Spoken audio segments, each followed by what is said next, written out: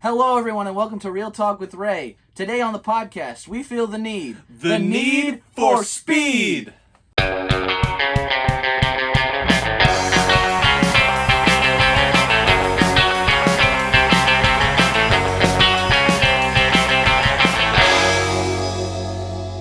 So today, we're going to be starting out with something a little different. It's a review, but not of anything. You can consume it. Not anything TV related this week. On Tuesday, we're going to have our Stranger Things review sometime late on Tuesday night. Because this asshole hasn't finished it yet. He has not finished it, so I have. I finished it day one. Fake fan. Fuck you. So for right now, I found this at Walmart earlier, and we have to try it. It was on a whim. Yeah. So, here, get your glass out. This is what we have. We have Flamin' Hot Mountain Dew. As some of you may know, Mountain Dew, Flamin' Hot is like a Cheeto thing and a chip thing. And Mountain Dew... It has lime in it. Yeah. Why is it lime? I don't know. So, on the bottom it says it's blast of heat and citrus flavor. And then, of course, it's got the little Flamin' Hot logo guy. Mountain Dew has been putting out some weird flavors lately. Really? Yeah, they just got a bunch of random ones. So, here, let's be careful about this mic on the table. What? Be careful with the mic on the table. Sorry. So we'll be trying out more in the future is what you're saying? Yeah, we'll be trying out a bunch of different things. If we ever find anything random. Okay. So let's open them up. Crack these open. This is not sponsored. All right, smell it. All right. All right. It just smells like... Kind of just smells like Mountain Dew. It smells like Mountain Dew. Looks orange. And Sprite. It is definitely orange. Yeah, listen to that. Oh yeah, the rule is we have to finish all of it. Yeah. Throughout the show. I'm gonna put this down here. Do you want here to? So, give it another whiff. It smells spicy, but with lime. It's a little spicy. All right. I'll give it So, let's cheers it.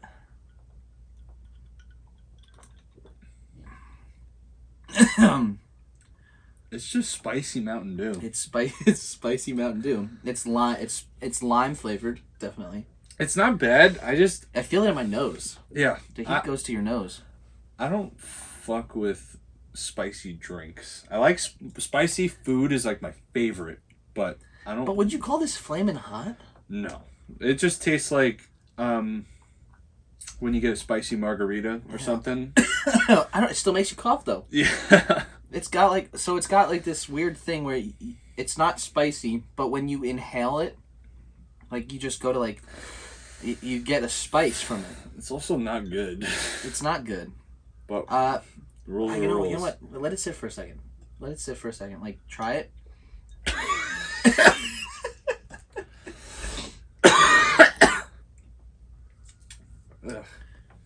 What do you think? I feel I don't like it.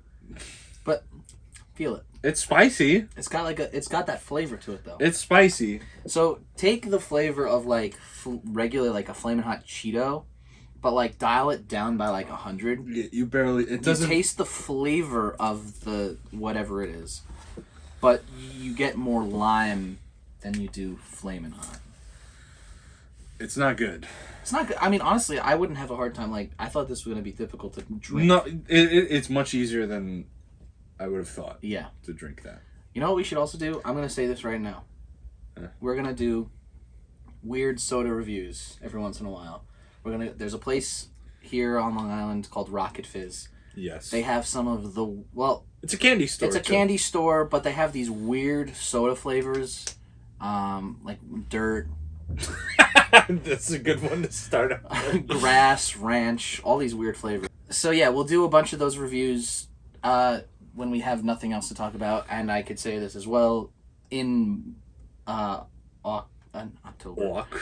in August, there's not a lot of high-profile movies unless I find one new. Isn't that the slow season? Yeah, it's also like the garbage month for movies. So we can do dollar store movies. Yes. So we'll be doing dollar store movies as well as random shitty streaming movies. So be on the lookout for all that stuff. But I'm okay to burp with this shit. Yeah, that's fine. This is not good. But we're gonna finish it. But we're gonna finish it, and I'm gonna take another sip. So let's start out. You want to start with the? Yeah, let's start out with the trailers. Okay. So, oh god, that's really bad. We're gonna be coughing the whole episode. So, Mission Impossible.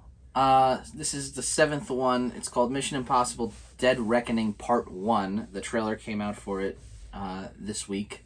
It comes out July 14th of next year. So, really? Yeah. So the trailer is very early, but Tom Cruise wanted to put it out with Top Gun Maverick because this is his last movie before Dead Reckoning comes out. So it's the second to last movie as well of the series. Okay. Because it's a part 1 and 8 is going to end it. There's no synopsis about the plot right now. But we got the trailer, and Mike, you haven't seen any of the Mission Impossible movies, so we will be doing reviews of those as the year goes on. What? Okay, we're still recording. Sorry. Okay. So we'll be doing the recordings as we... okay, hold on. I'm going to go back from one. So we're going to be doing the reviews for the rest of the Mission Impossible movies as they go on. Mike, this is your first time seeing the trailer. We saw it yesterday with Top Gun, and we just watched it again today. What do you think? As someone who's never seen Mission Impossible, I know that's a shocker. I think this is still recording. It is. I think it looks good. I've never been like crazy on like the Mission Impossible or James Bond movie. Yeah, I've never been like crazy on those. But it looks pretty good. After seeing Top Gun, both of them, I want to see more Tom Cruise. So I'm excited in that aspect. Okay, but cool. As far as Mission Impossible goes, I don't know how it weaves into the original story. I don't know much about it, but it looks fun. Yeah, it does. Cool. It does look really cool. There's no. But there's no plot. There's no plot in the trailer. It's just a bunch of shots and a bunch of action things put together. You get the classic Mission Impossible theme music. That I like. I like the slow orchestral version of it. It's cool. Tom Cruise and Simon Pegg are coming back, as well as a bunch of other cast members that I can't think of the names of right now. Haley Atwell's a new character. Well, not coming. Yeah, right. Sorry. You may know her from Captain America as Peggy Carter. So the movie looks pretty cool. Like I said, there's no plot right now. I'm going to say this, though. They always have some type of name drop in each of the movies. What do you mean? So, like, the subtitle of the movie, they say it in the movie somewhere. So, like, what do you mean? Like, Rogue Nation is the name of the 6th one. And so it's Mission Impossible Rogue Nation. They say Rogue Nation somewhere. Oh, so movie. Dead Reckoning is. So I'm excited to see where they drop Dead Reckoning because I don't like the name. It's kind of weird.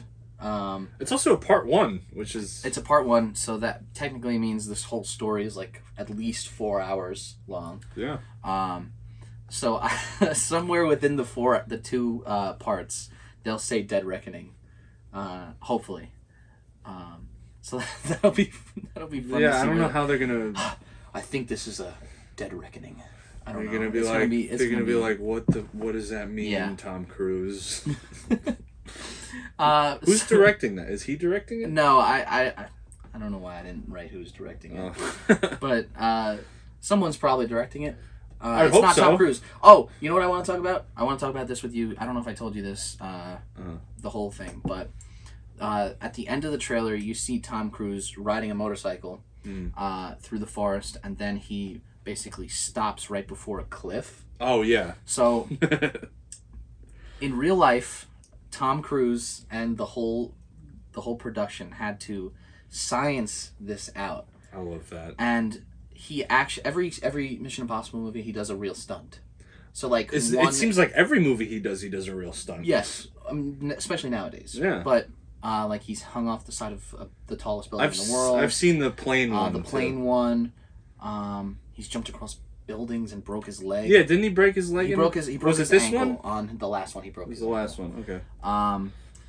And in this one, he jumps off a cliff on a motorcycle, and they did this for real. That's fucking crazy. Multiple times. That's Multiple times. He was not happy with the first one, and since he's like the executive producer on these movies. All right, I figured he had some kind of pull. He decided. I think he said that they did it 3 times. I could be wrong. Oh my god! But every single time he's going off the cliff with the parachute on and everything, and he has to let go of the motorcycle. Oh, so they wrecked 3 bikes? So they wrecked 3 bikes. Oh my god. So every single time they had to use a new bike. And that's fucking crazy. The coolest part for me is the fact that they took account into him falling, and they programmed the drones with the cameras on them to fall at the same speed as he does, so that they could capture the same image. That is crazy. So everything you see in that scene, in the trailer, plus obviously we'll see it in the movie, that's the stunt of the movie. It's all real. No wires either. I'll give it up to Tom Cruise, man. With all the fucking Marvel movies, with the CGI and everything, Tom Cruise will always... It's crazy that he does all this shit for real. Like, he does... Yeah. He does all of his stunts, right? Yeah, he does all his... Most of his stunts. He does most of his stunts. I would be surprised if he doesn't do all of them, especially with all this other stuff that he does. It must be very expensive. Yes, the insurance. Like insurance, probably, yeah. Yeah. Because if he gets hurt, then you have to... Like, when he broke his leg, what did they do? They had to stop production, right? They stop it. But he... For, like, the ones where he's on the motorcycle, where he's on the side of the plane, I should say, and the building... He's on wires. No, I didn't think he was hanging on for real. But if you're jumping off, that's cliff, crazy. There's no wires. He had to parachute down. That's fucking which crazy. Is so cool to me. So after Mission Impossible, we watched the trailer for The Gray Man. This looks fucking crazy. Yes, I'm excited to see this. This is coming out July 15th of this year. And it stars Ryan Gosling, Chris Evans, and Ana de Armas. It's directed by the Russo brothers, Avengers, Endgame, Infinity War, and the 2 Captain America movies. They've obviously worked with Chris Evans before. Yes, and they also are partnering up with the same guys who wrote those movies. Oh, really? They wrote... Yeah. It's all the same writers? Marcus and McFeely. And also Joe Russo also wrote some of the script. Okay. So the 3 of them teamed up to do the script, and it's I'll read the actual synopsis for you. So the synopsis goes as followed. When the CIA's most skilled operative, whose true identity is known to none, uncovers dark agency secrets, and a psychopathic former colleague puts a bounty on his head, setting off a global manhunt by international assassins. So, Ryan Gosling is the Gray Man, and Chris Evans, who is rocking that stash, I think. What do you think about his stash? Yeah, it looks good. Didn't he have a stash in another Russo brothers movie or something? No, just the beard and it was a whole beard, right? And as Captain America.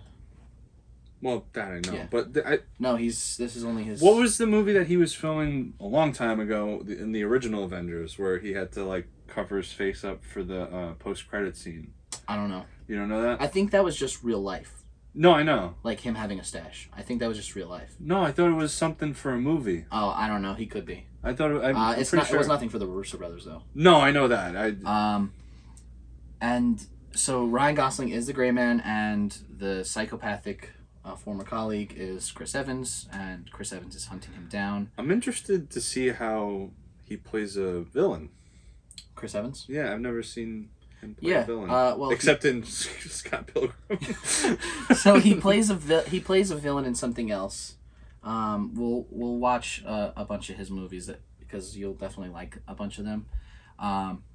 But this is actually the most expensive Netflix movie ever made. Really? $200 million was the production budget.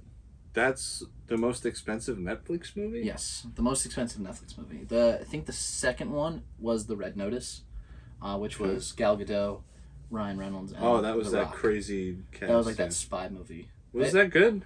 It was alright. Waste but of money. yeah, no, it actually was the number one. It's the number one movie on Netflix ever. Really? Mm-hmm. Yep, most watch time and everything like that. But what do you think of The Gray Man? I think it looks fucking crazy. I like that trailer more than Mission Impossible. Mm-hmm. It seemed more visceral and action packed. Mm-hmm. It seemed. I was more hyped for that. Mm-hmm. Well, they also show you more of the story because it's not a year away; it's 2 months away. You know. Yeah, it's so weird that they showed that off. So yeah, Gray Man looks cool. I'm gonna check it out. I know we will review it here. A year from now. No, sorry, in a couple months. In a couple months. The next up is Moon Age Daydream. Mike, you want to talk about that? Yeah. So I don't like David Bowie. I didn't even know this. Yeah, I'm not huge. I listen. When I first heard that he passed away, I was like, man. I never listened to him. Let me listen to him, and I tried. I listened to. I don't even remember the name of the album, but I tried listening to him.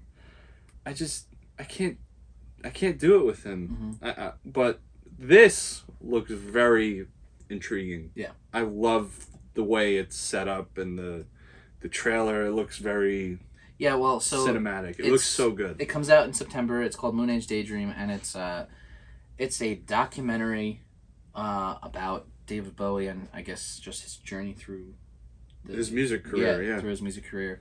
You see a little bit of older Bowie, which is cool because they also show a lot of young Bowie. So hopefully we'll get a bunch of. You're huge on Bowie, right? Well, you No, like Bowie. I like Bowie. So our friend Gabe is a big Bowie guy, and he was very upset with the loss of David Bowie. Yeah, when he posted that video, I remember he was very upset. He posted the video of when he passed away. Yeah. That was right when I met Gabe. Brett Morgan directed it, and it's being produced by Bowie's estate. So it's got their blessing, and it comes out in September. It premiered at Cannes Film Festival in France. Heard it got a lot of good reviews, so I can't wait to check. I'm that excited out. to see that. I even though I'm not like a huge Bowie fan, it's just cool to see another like living legend. Well, not anymore. Just to see a music legend's life. Yeah. Through an actual lens, and it's not like it's someone else playing him. There's been a lot of recent music stuff. Yeah. Like think about it. Get Back and. Yeah. Yeah. Well, that was old footage too. That wasn't This is all old footage. Yes, I mean, it's like it was one thing. It was a documentary about one album. Yeah. Or technically two. Yeah. But as far as like all these music things go, they need to make a Beatles biopic. They won't. I know they won't, but they need to. Yeah. I don't think they will because there's so much story there. Like every time when I was watching the trailers for Bohemian Rhapsody and now the Elvis movie coming out, I just want to see like a really good Beatles one. I have a good reason. Why? When you watch Bohemian Rhapsody, it's a movie about Freddie Mercury. Right.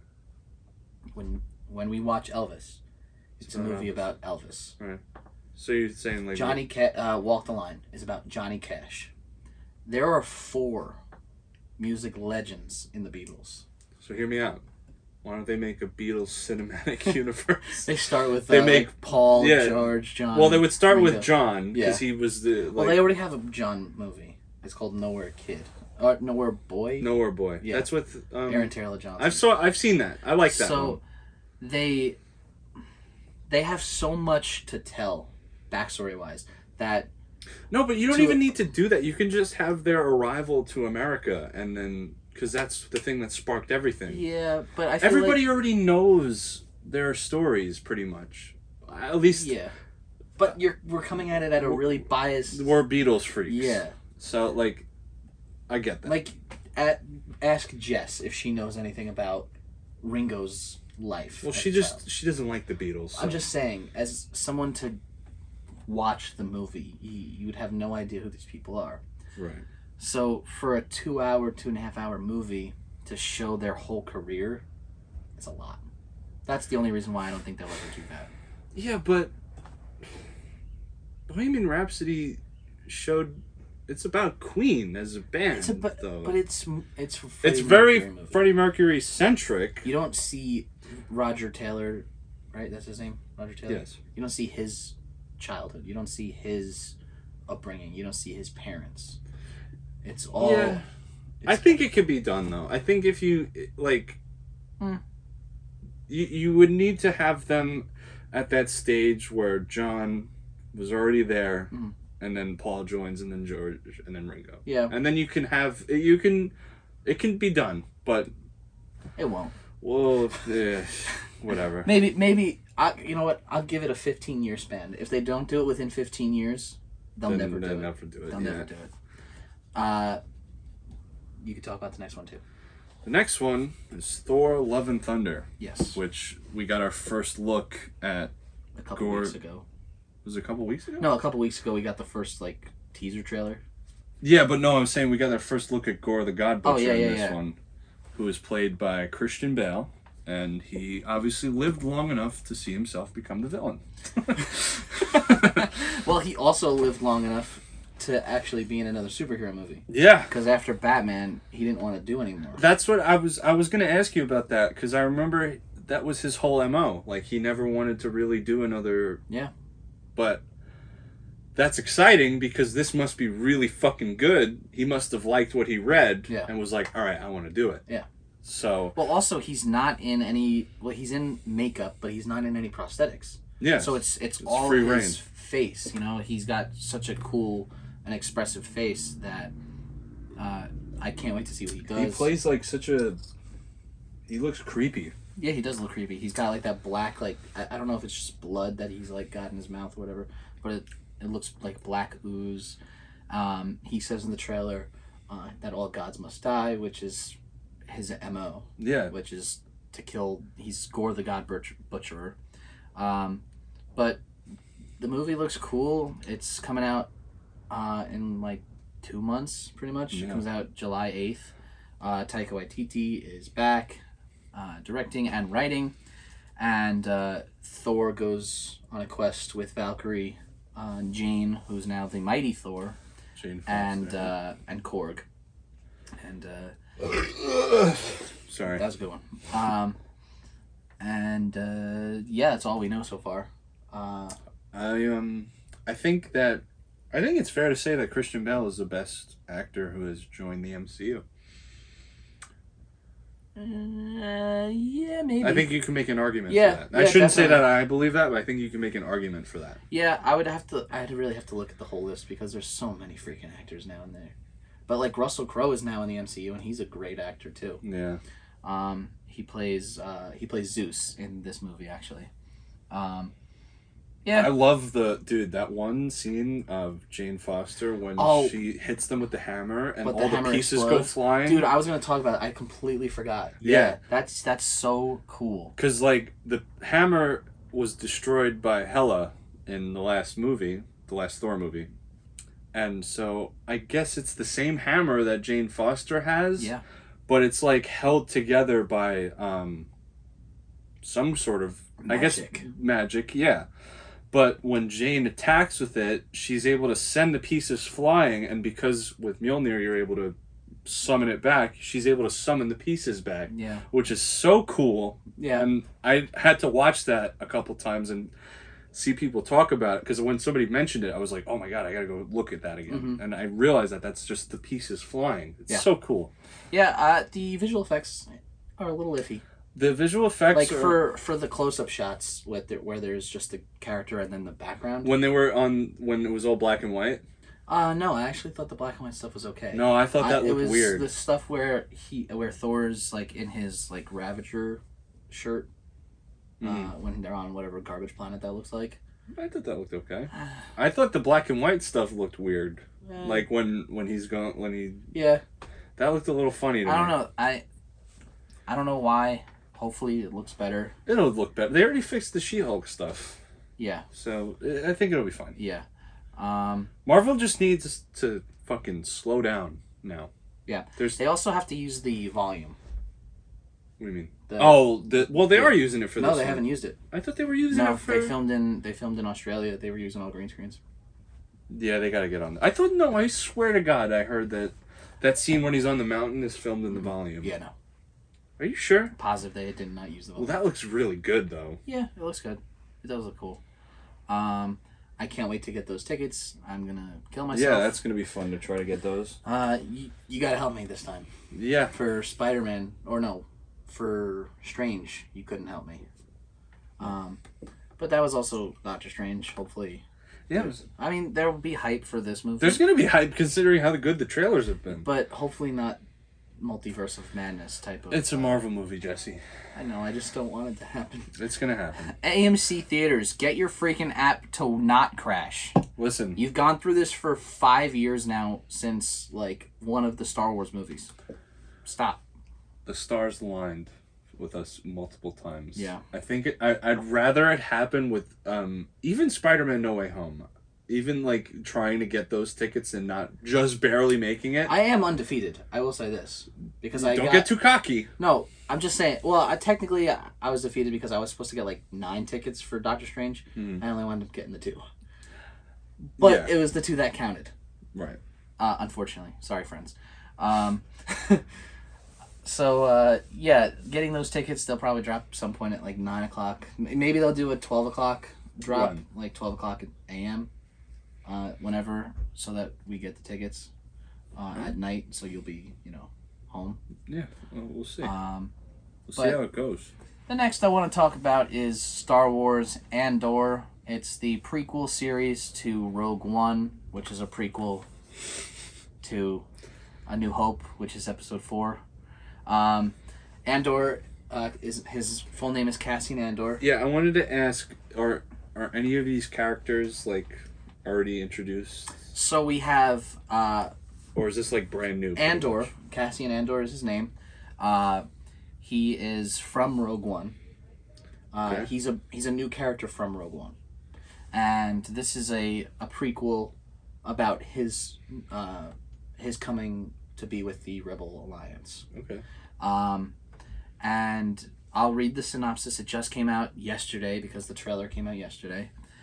So the series will explore a new perspective on the Star Wars galaxy, focusing on Cassian Andor and his journey to discover the difference he could make. The series brings forward the tale of the rebellion against the Empire and how people and planets become involved.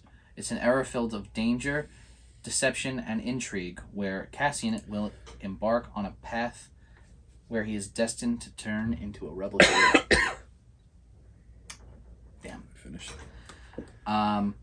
So it takes place apparently 5 years before Rogue One. For people who have seen Rogue One, you know where his story ends up, which is cool. I totally know. Yeah. That's a movie you should really watch. We will watch that one. I can't. It is not like any other Star Wars movie. I can't do Star Wars. We're watching it. We're gonna watch it. You also have to watch Obi-Wan. So this is a 12-part series. 12-part season, yeah. There's 12 episodes. Okay, Disney Plus stepping it up with the episodes. Who knows how long they'll be. They're going to be like 15 minutes. It's 12 episodes this season. Okay. And they've already renewed it for 12 more episodes. Wow, all right. Cool. So it's 12 more episodes and then it's done. Now, they said that it's... They said it's 2 seasons because then it aligns directly with Rogue One. Oh, okay. Cool. Yeah. So they already know where the story's going. Now, let me ask you this. As a Star Wars hater, should I watch these shows without watching the movies? Well, it depends. So, for, like, Obi-Wan, it's probably best to watch the prequels. Because I was about to, like, when I had hurt myself today. I dropped a piece of wood, like, giant sheet of wood on my toe. So I was sitting there, and Matt was with me, my little brother, and I was like, yeah, I might as well turn on the Obi-Wan. And he was like, you might not want to do that. I was like, why? He was like, because they kind of do a recap of Obi-Wan's whole story so far. Yeah. So I didn't want to watch it and get anything... Sorry. I didn't want to watch anything and get it spoiled for me. So I'm going to have to just suck it up and watch the rest of the Star Wars movies. Well, you know where his story ends up. Because he's in episode 4, which you have seen. What is episode 4? Which A New Hope. That's episode... That's the first That's one. the other thing I never got, is that they start with episode 4. Yeah. Right. Because... Wait, that was it? What? I thought he comes back somehow. Well, I mean, he comes up back as a ghost. Right. But, yes, so that's where his story winds up.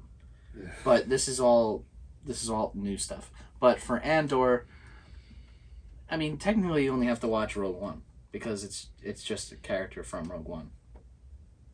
No, that's not a prequel. It's a prequel to the original Star Wars. Oh my fucking god. So it happened Basically, before A New Hope. I'll tell you this. Here's the timeline for the movies / the 2 series. Not in release order, but in... Timeline order. Chronological. Yeah. Okay. Episode 1. Episode 2. Episode 3. And those came out in 2000s? Yeah, 1999 to 2005. Okay. Then Obi-Wan takes place 10 years after Episode 3. Okay. So there's a 10-year gap between right. 3 and Obi-Wan. Okay. Andor takes place, I guess, like 16 years after Episode 3. Okay. And it takes place a couple years before the original Star Wars / Rogue One, because Rogue One and the original Star Wars happen at practically the same time. Really? Yeah. Like, if you watch Rogue One, it goes right into the original Star Wars. Now, where does... The Mandalorian is new. The Mandalorian takes place after Episode 6. You're going to have to write this shit down for me. I'll make a timeline for you. This is coming from a guy, me, who had to watch... I've only seen 2 Star Wars movies. Yeah. And I had to watch the original 2. Yes. I had to watch them both on 2 separate occasions because I fell asleep. I had to watch an hour one day and then the next hour the other day. But I will say Empire is the better one out of the ones that I've watched. The production quality was better. It just looked better, felt better. And it's obviously iconic with the, "No, I am your father." Oh, yeah. So that's Andor. Comes out August 31st. I guess it'll be 12 weeks of us covering it. To me, this looks okay.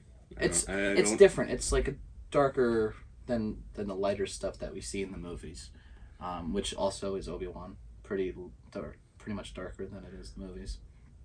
It comes out a day after Jess's birthday, so we can spend that watching it, Jess. Because I know you love Star Wars. So we got birthdays now. We're going to talk about birthdays of the week. Birthdays. I'm going to run them. My little brother's birthday. He just turned 18. Happy birthday, Matt. Happy birthday, Matt. We love you.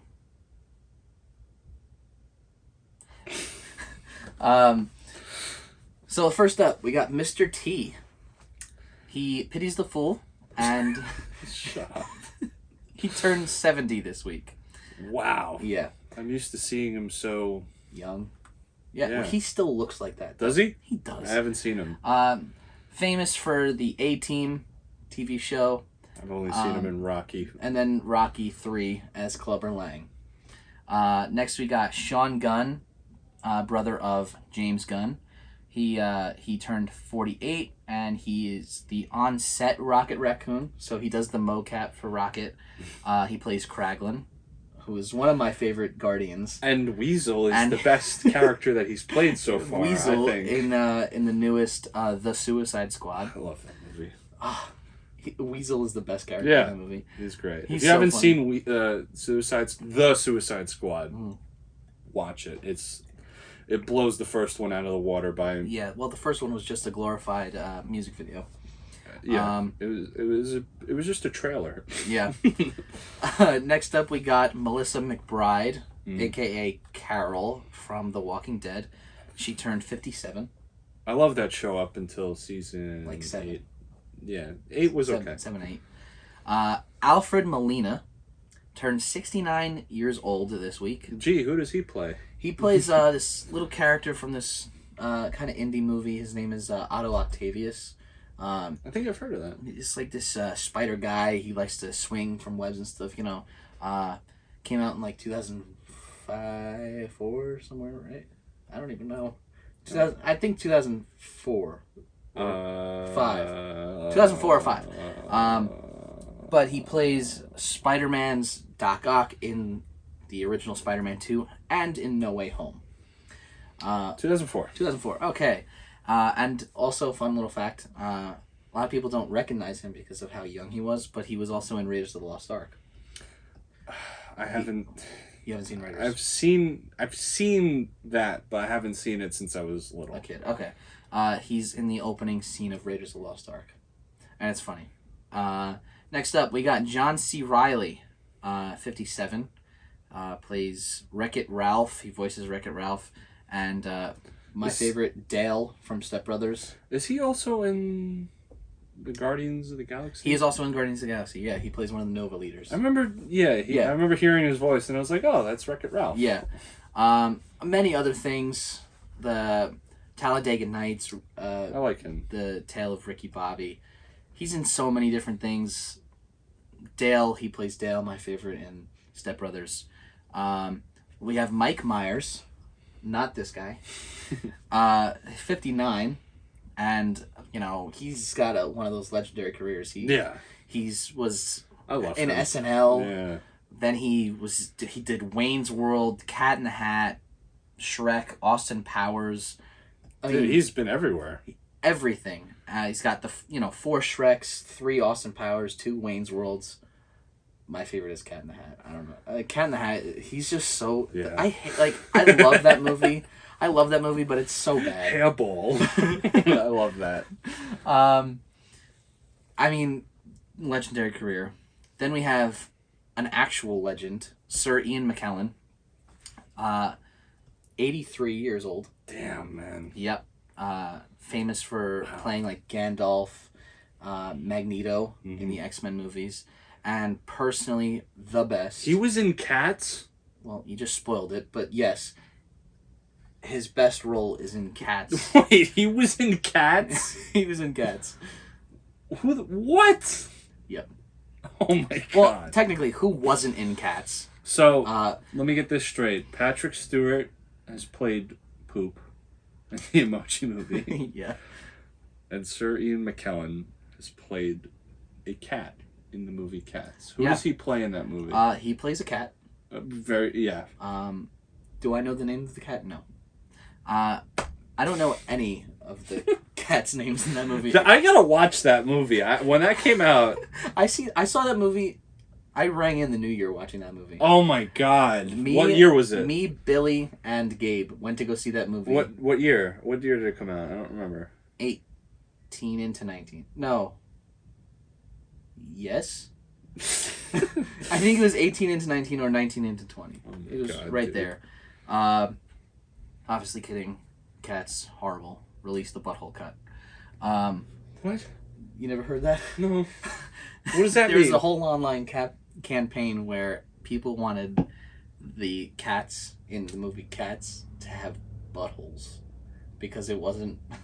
They didn't have buttholes? Because they didn't have any area down there. It was just fur, like a Ken doll. Yeah. So people wanted a butthole. Not only that, but Jason Derulo, he got mad online.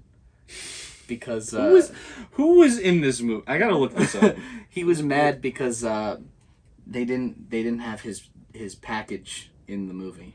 Really? Yeah, he actually got mad that it was. Yeah, it's the new one. He didn't want to That one. Put his cock in... They wanted him to put... Oh, my God, dude. Okay, read the list off to everybody. So, hold on. Since we're on this tangent now. I'm going to view all. Oh, my God. Just do the first 2 rows. All right, so we're starting off with Taylor Swift. I knew that. Yeah. Francesca Hayward. Yeah, James Corden. She's the lead, Francesca.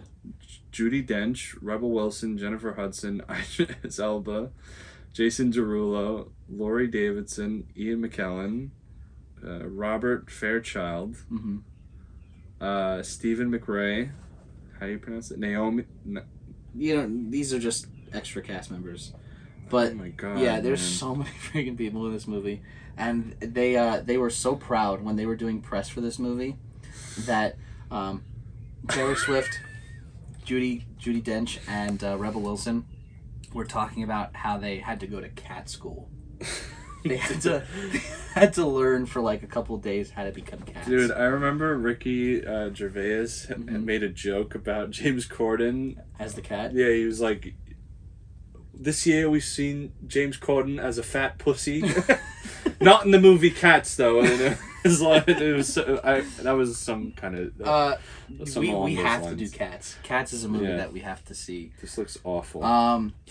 28% like this movie. It's got a 19% on Rotten Tomatoes. Yeah. Okay, let's continue with birthdays. Sorry. Yeah. We have Paul Bettany, 51 years old. Hey, that's the Jarvis and Vision, and no joke. My favorite of his is A Knight's Tale. Have you ever seen that? Never seen that. He plays Jeffrey in A Knight's Tale. We got Christopher Lee, who passed away a couple years ago, but he would have been 100 today. The 2 biggest ones, I mean, people could say his whole career is a big one, but Count Dooku from Star Wars, and famous for playing Dracula. Like many times. I don't even know how many times he's played Dracula. But, he's played Dracula a bunch. And then Danny Elfman. Danny Elfman turned 69 today. I mean... Oh my God, look at all these. Yeah, exactly. You want to read the list? Yeah, Weird Science, Charlie and the Chocolate Factory, Spider-Man, the original... The original 3. Yeah, the original trilogy. Nightmare Before Christmas, Batman 89, The Simpsons... Men in Black. It's crazy. Yeah, the list goes on and on and on. It's nuts. So out of these birthdays, who stands out to you the most? Who stands out to me? Yeah, who's your favorite probably talent off the list?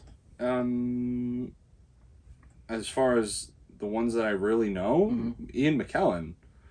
I've seen him. He was great as Magneto, and hopefully he gets his return to the MCU somehow in a multiverse scenario with Patrick Stewart, and then probably Sean Gunn as Weasel.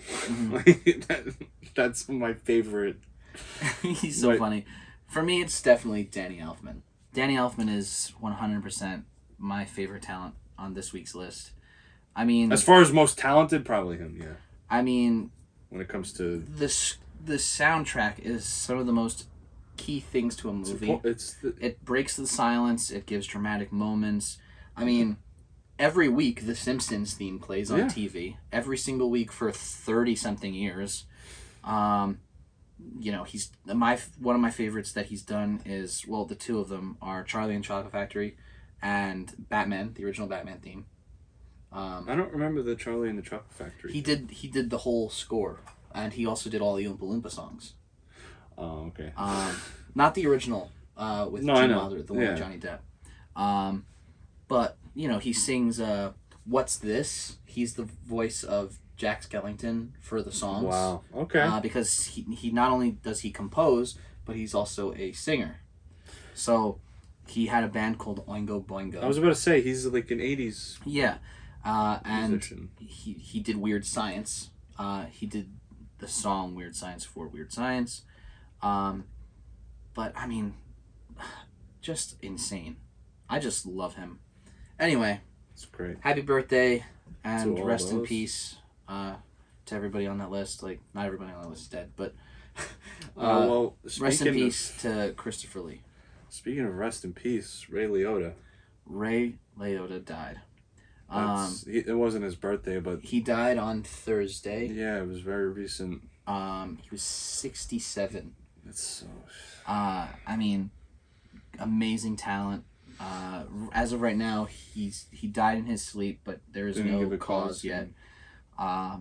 So much love to him and his family. Rest in peace, man. We'll have to do Goodfellas one day. We will. Because I've never seen Goodfellas.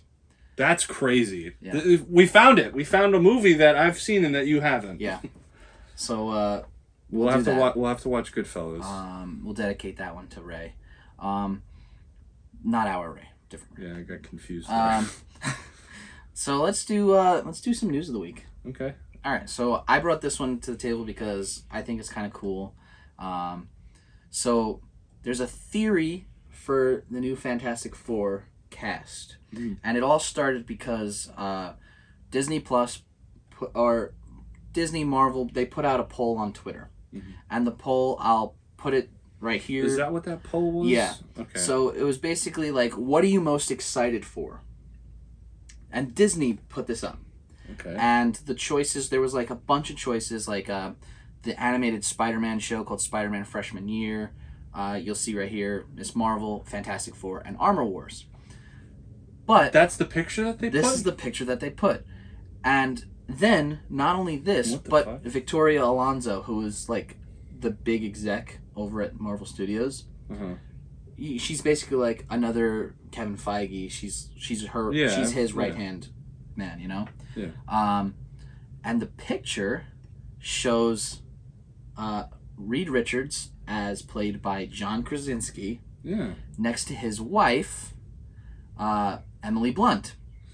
That is very interesting. So, obviously, in Doctor Strange, we get to see Krasinski as Reed. But nothing has been said about Blunt being cast as Sue. That's very interesting that they did that. So, people have been saying, oh my god, like, yes, it's just a fan picture, but why would Disney post it? And then they could have easily just used their Fantastic Four logo image that they put already. Yeah, they already have a logo because they did it for, like, look at the image. There's the Miss Marvel logo. It doesn't even look that good. No, it doesn't look good at all. But the thing Disney, that got me, the official account. Yes. The thing that got me was Victoria Alonso posting it. She reposted it on Instagram. Wow. And if they are not teasing something, that was just like a big. I'll say a little pun. It's a blunter instead of a blunder. Yeah, I'm gonna leave now. No, I'm just kidding. Sorry.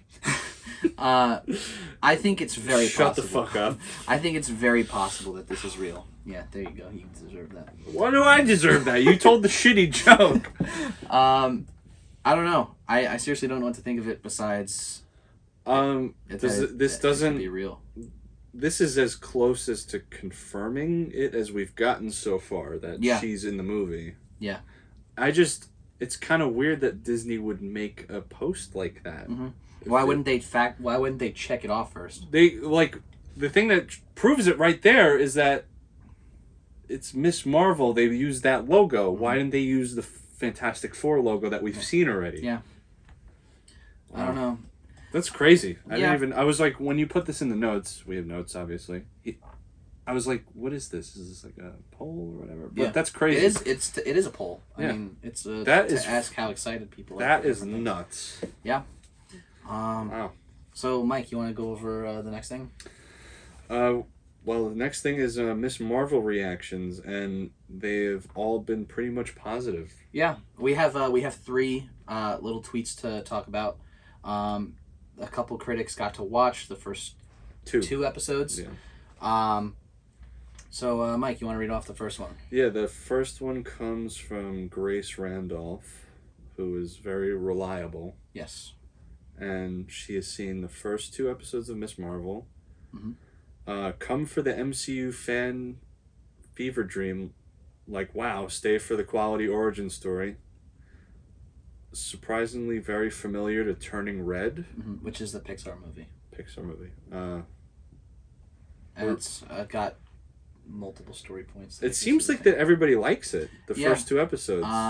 This next one is from Roxy Stryer. She's from like the Schmozno channel and stuff like that. Miss Marvel is super cute. I saw the first 2 episodes. It's definitely for a young audience. At times, feels younger than the DC CW shows. What does that mean? Never Have I Ever vibes. I don't know what Never Have I Ever vibes mean. It's probably a show of some sort. That kind of gets me a little worrisome, but still positive. A fun introductory superhero show for kids. I can't say her name. Iman Vellani. Yeah. Is precious. Ready to watch her for a long time. I will Positive. say, but the second line there, a fun introductory for superhero show for kids. That's the kind of vibe that I got from watching it. It seems very like, even more, not kiddie, like but younger than like Spider-Man. Younger than Homecoming. Yeah, I get that. Like I got the vibes of Homecoming, but even more so for kids. Yeah. So she said that. I still don't know what Never Have I Ever means, but... The next one is from Chris Parker. He said, I got to see the first 2 episodes of Miss Marvel, and the show is very fun. He said, Imani Vellani, as Kamala Khan, is an instantly relatable Marvel fangirl. That I know that about the character from playing the god-awful game that came out. Yeah. I wasn't familiar with Kamala Khan until the game. But yeah, she's like a superhero fan. Yeah, that turns into a superhero. Yeah. Continue. He continues, he says, people are going to love her and her family. Most surprising was the tone. It's very stylized, upbeat, and a little dark. So that goes, it says, I feel like that kind of goes against it being kiddie, but also... It's just an opinion. Yeah. It's got me a little more excited. I really had no... I've heard that it catches a lot of people by surprise, this one. Because I wasn't really looking forward to it. Like, they said it, I was like, oh, cool, like another I'm interested another to hero. see it. It just I'm looks... excited to see, like, more representation for other cultures, because all the posters and everything are dedicated to, like, her culture, which is so cool. And she's going to be in the sequel to Captain Marvel called The Marvels. So this will be a cool origin for her, hopefully. I'm excited to see it. I was just, when I was watching the trailer, I just felt like it was out of my age range. Yeah, I felt like I was too totally young. Agree. I felt like I was too old to be. I was like, this is going to be perfect for like kids. Yeah, I thought it would be great. Yeah, I agree. So next up, we just got some release dates to talk about. I'll list them off, the 2 that we have for Star Wars. We have Andor, like we said, comes out August 31st. And The Mandalorian Season 3 comes out February of 2023. We've been waiting for a while for that. It's exciting. Jon Favreau and Dave Filoni, the 2 creators of The Mandalorian, They just announced at Star Wars Celebration that Season 4 is already being written. Wow. So that's awesome to hear. Yeah. And then last up, because also at Star Wars Celebration they were talking about Lucasfilm things, Indiana Jones 5, which doesn't have a name yet. Oh, it's going to have a different name? Yeah, because they always do like Indiana Jones and the... Blank. Right. So that comes out June 30th of 2023. So basically a year away. This movie was originally supposed to come out like 7 years ago. Really? Probably longer, actually. But Jesus. Steven Spielberg was supposed to direct it at first, and then it just kept getting delayed. And then finally, Wolverine and Logan director James Mangold came in, and he took it over from Spielberg. Spielberg did the 4 original ones. I was about to say, didn't he do the originals? Yeah. And now James Mangold, who also just did Ford v Ferrari, which awesome movie. I want to see that too. I got to see that in Dolby. That must have been great. We praise Dolby all the time. Yeah. So far, it's just like that's the way to see a movie it's now. the I'm experience. spoiled. Yeah. It's better than IMAX. Much better than IMAX. So yeah, those are the news pieces for the week. Obviously, more will come out for this following week. Now let's get to the danger zone. Let's go to the danger zone with Top Gun Maverick. What can I not say that's positive about this movie? It is fantastic. I'll say the first thing that I didn't like about it. Okay. The love story. Okay. We'll start off with that because the rest of it is going to be great. Yeah. Jennifer Connelly. It is so boring. She's the love interest of the movie. I don't care. It's like a cute kind of story. I like the first one a whole lot better. Yeah, but that also had more screen time.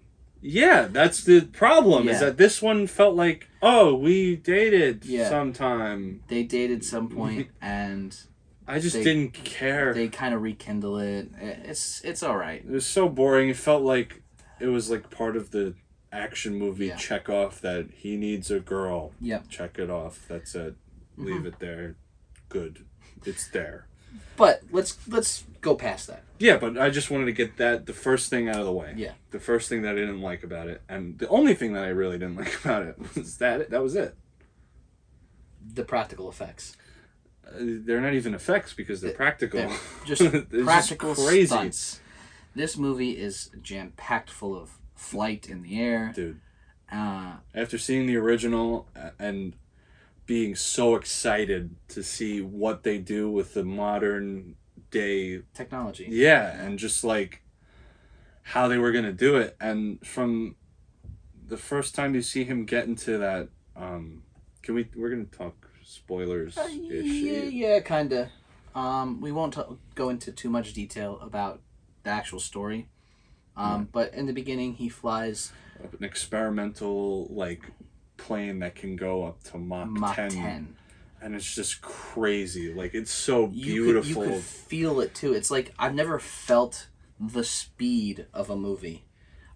Speed of even the Fast and the Furious movies. I don't feel them going fast because it always just looks so fake. But there's something about it when even though that plane, I don't even think that plane is real. It could be real, but I don't know. Whatever they did for that looked great. That whole thing, you just feel like you're back in the seat, like the G's are on you, and this is the most involved I've ever felt in a movie since Endgame. I'll say that. It's super cool. The plot, the summary of the plot, I'll just go over really quick. After 35 years, Maverick is still a captain, and he is called back to Top Gun to train the best of the best. The best of the best again. Except this time, it's people who have already graduated Top Gun.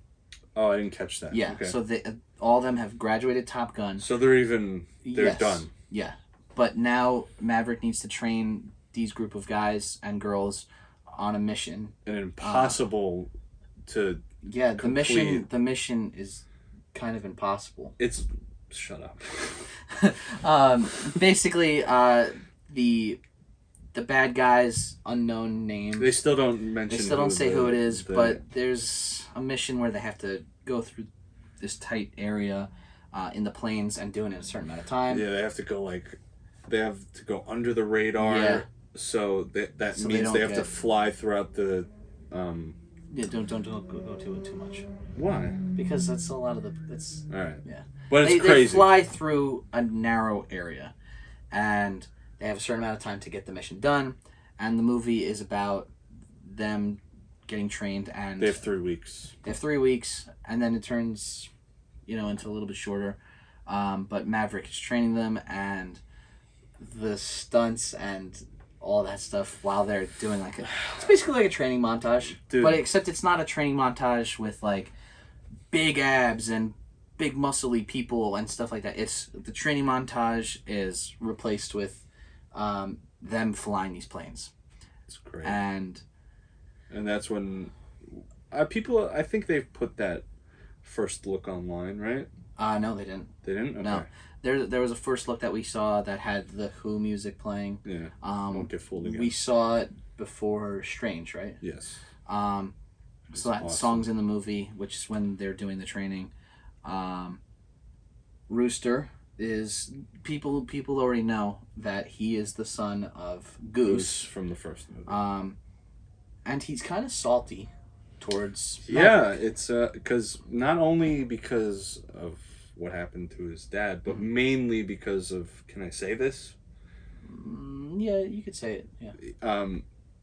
Since Maverick has been an instructor, I guess, for a long time, he no, I don't think I should say it. Okay. Yeah, I think basically there's a little conflict. Problem between the two of them, and why he's where he is in the military.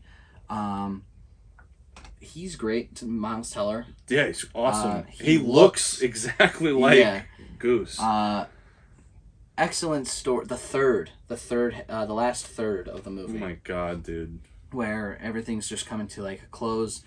I did not expect it to go there. No, it made like 3 different turns where it was just like, what the fuck is going on? Yeah, I really thought it was gonna like, the training was gonna happen, and then like they would do like the first one, they would just go on the mission.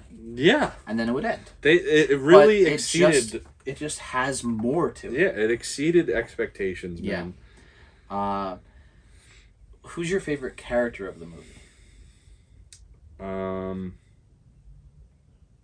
I gotta say either Rooster or Maverick. Mm-hmm. Their dynamic is so cool. We have to talk about our favorite scenes. I think my favorite scene is kind of a spoiler-ish. I think my favorite scene is when they have to fly together. With the don't say anything besides they have to fly together. They have to fly together. Yeah. When you see that scene, when Maverick and Rooster have to fly together, it's my favorite. I love That's a great scene. It was awesome. My favorite character, I think, is Hangman. Hangman. He was okay. He's like he kind of replaces the douchebag Val Kilmer as Iceman. It felt like to me that was, I wouldn't call it a negative. It just felt like kind of a slightly watered down version of Iceman. Yeah, I kind of liked him because he was kind of that character. Right. And I mean, even though it's Tom Cruise's movie, Miles Teller, he steals the show. He's so good in this movie. He's got great. He doesn't have the biggest amount of screen time as opposed to Tom Cruise, but amazing character, and like we said before, he looks so much like it's great, Goose. Dude. Like it's, you don't have any problems believing that that's his son. Yeah, it's great. So cool. My favorite scene. Yeah, what's your favorite? Is that training montage. The initial montage where the Who song is playing. That's great. It's good. It's so cool. You're kind of like enjoying the humor in it all, because Maverick is just a beast. They keep failing, and Maverick is just doing his thing. Yeah, it's so fun, and the song just adds the extra layer of like getting into it and stuff. But they brought back the original theme for the opening. Yeah. They brought it out throughout the film, I guess, here and there. No. Yeah, it was here and there. I thought I heard it at the end, at least. Maybe at the end, but it definitely wasn't in the rest of the movie, because I was waiting for it. They play it right in the opening. This is big for you, right? Because this is nostalgic, too. Yeah. Yeah, it is. Because I wanted to ask you, like, what did you think about... Because for me, the score was a lot better than the original one with all the 80s songs in it, but I wanted to ask you, what did you think about the regular... Because it felt like it had mostly a normal film score besides Won't Get Fooled Again by The Who. Yeah, well, it does. It still has the same Top Gun theme. That they have, yeah. But, I mean, I didn't really... It wasn't anything special. It wasn't anything special. Like, I like the original score because it's got its own, like, feel. Like, you hear the music and you're in the music. And I'll tell you this. What? Jesse and whoever's watching probably doesn't know. Jesse knows that I'm not crazy on the cheesy 80s music. but I had Highway to the Danger Zone stuck in my head for the past couple days. Yeah, Danger Zone. It's such a. That's not the name. Yeah, It's I don't just even a know the name fun- of the it's called song. Danger Danger Zone. Zone. It's just a fun song. It gets you right into the action. I wish they would have played it. I'm throughout the surprised movie. they didn't. Yeah. The regular score, though, I like it better in the first one. You just feel it more. Even though I'm not crazy on it, I'll agree it had a very distinct feel Yeah. to it. Take My Breath Away was not in the movie. So glad. He doesn't like it from the first one. They overplay it a little bit. I will give Dude, it they that. played it like 4 times. They don't play it in this movie at all. I was expecting somewhere in this movie that they would start playing it, like in the bar, Yeah. and they just never did. Even just in the background. They never did. The new Lady Gaga song at the end of the movie, I liked. I haven't listened to it again. I can't tell you the song. I don't remember it either. It sounded fun. It sounded nice. She's excellent as always with singing. I don't think it'll be as memorable as Danger Zone or Take My Breath Away, because those two songs were from the original. I don't even remember. But yeah, it's a good movie. Well, I shouldn't even say good. It's an excellent movie. It's great. I like. It's a great sequel. Like, you know, you get the sequelitis with like Dumb and Dumber or like, I can't say the new Ghostbusters because I really like the new Ghostbusters. But like, you get a lot of these movies that do like the 30 years later type of sequels, and most of them are just awful, and they never live up to the first. I think this is right, at least for me, on the level of Halloween 2018. The first Halloween. Okay, yeah. As far as a sequel going to that. Yeah, I can agree with you. That's like, this is on the same level because it's so good. There's no bullshit. No. It's just. There's right no in. need to explain where things have gone. Yeah. It's just, you're there. The only thing that they needed to explain was where the fuck this girl came from. Yeah. They were just like, oh, we dated like Yeah. one time. That's it. That's all That was it. But it's a great sequel. Dude. It's so worth it. It made so much. Sunday, I haven't looked up the exact numbers yet. We'll talk about it. So good. We'll talk about it on Friday, next Friday, when the actual numbers come in. But I think it made over 150 million. Really? This weekend, and that's not including Monday. So Wow. because it's a holiday here in America. So we'll see what the exact total is. It deserves it, man. It's I the loved biggest opening for a Tom Cruise movie ever. I'm starting to get into these action movies now. Yeah, I mean it's so exciting because when I first heard that they were making a Top Gun 2, because that's all it was at the time, I was like, oh really? Like, What are you gonna do? Yeah. What are you gonna do? Then they put the trailer out in like 2019, and it was supposed to come out in 2020. Wow. And obviously with the global-wide pandemic, that did not happen. 2 years later, this movie has now come out, and it has just delivered. It's so good. And it's perfect timing too. Like, we got Memorial Day weekend right now, and it just feels right. Yeah, it's like great. This movie, I don't think would have gotten the same hype 2 years ago. I don't know why, but it just feels that way. And obviously, people went out to go see it. It like, I want to see more of these action movies now. I do you think they're gonna make a Top Gun 3? I don't think so. We were talking about this, I think, in the car when we left, but no. I think they could leave it where it is. They'll leave it where it is. I mean, I don't know why they would. There's nothing. I mean, well, you could do considering stuff with how Miles- much this movie has just made, they're probably looking at, hey, Tom, you want to make They another already one? rolled the dice once. Yeah, They but the already- thing is, they rolled the dice and they won. So why don't they go back again? And Yeah, I think it's to tarnish the reputation, because think about it. The first one, it's a classic. yeah, It's a 80s classic. right. This one opened to great numbers and a excellent like cinema score and Rotten Tomato score. It's It's got an A+ on the cinema score. So cinema score is like the audience reactions, right.